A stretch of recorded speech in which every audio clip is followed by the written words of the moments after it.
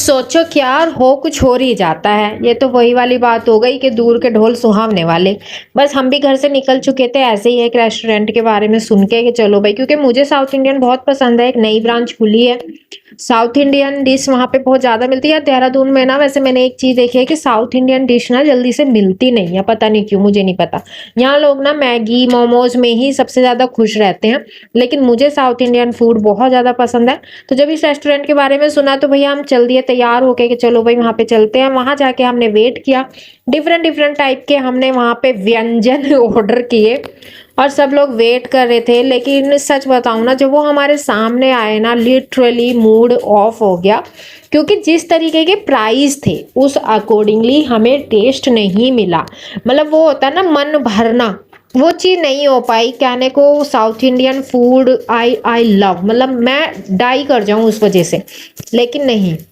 तो यहाँ पे हमारे साउथ इंडियन डिश जो है वो आ चुकी थी। देखने में तो बहुत ज़्यादा लवली लग रही थी, लेकिन फाइनल लास्टली हमें छोले भटूरे मंगा कर ही खाने पड़े। हाँ, एक चीज़ थी इडली, वो ज़रूर मुझे कुछ अलग लगी। उसका टेस्ट जो था वो डिफरेंट था, जैसे बाकी का होता है वैसा नहीं था। हाँ, मैं उसके लिए तो बोलूँगी ही। लेकिन उसके बाद हमने वहाँ पे खाया, लेकिन पेट नहीं भरा। पास में ही लापिनोज पिज़्ज़ा का था, तो हमने सोचा कि चलो वहां पे चलते हैं और वहां पे जाके हम पिज्ज़ा खाएंगे, क्योंकि यहाँ तो वही हमारा हो चुका था। हमने थोड़ा थोड़ा बाइट लेके सभी ने खाया। हम यहाँ इतने लोगों में से एटलीस्ट एक तो बोलता कि हाँ टेस्ट अच्छा है, लेकिन किसी ने नहीं बोला। फिर हम उसके बराबर में ही लापिनोज पिज़्ज़ा है वहाँ पे चले गए, सोचा भाई पिज़्ज़ा खा लेते हैं। यहाँ पे हमने पिज़्ज़ा ऑर्डर किया।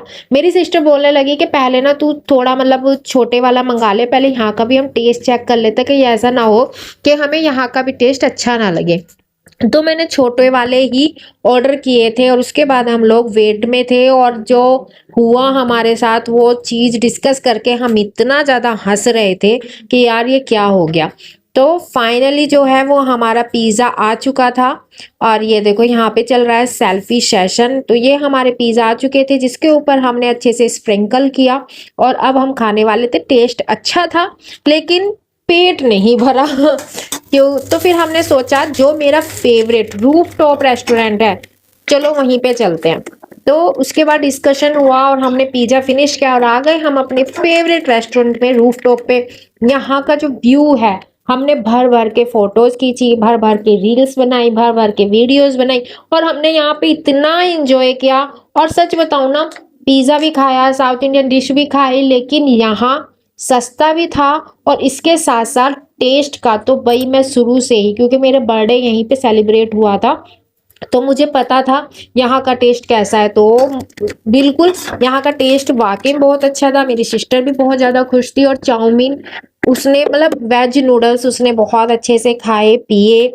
Strawberry shake, vanilla shake, shake की तो मतलब कोई काउंटिंग ही नहीं, हमने कितनी बार मंगाया होगा, क्योंकि बहुत ज़्यादा टेस्टी था। और मेरी बेटी तो वही बिना म्यूजिक के ही डांस करती है, तो वो लगी हुई थी अपने डांस प्रोग्राम में, क्योंकि उसको तो वही बहुत ज़्यादा पसंद है।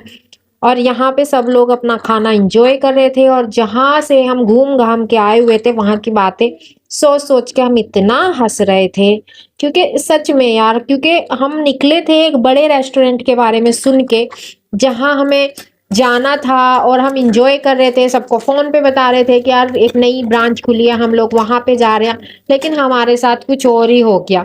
मेरे हस्बैंड थोड़े हेल्थ कॉन्शियस हैं, वो वेज नूडल्स अवॉइड करते, लेकिन मेरी सिस्टर ने जबरदस्ती उनको खिला ही दिया।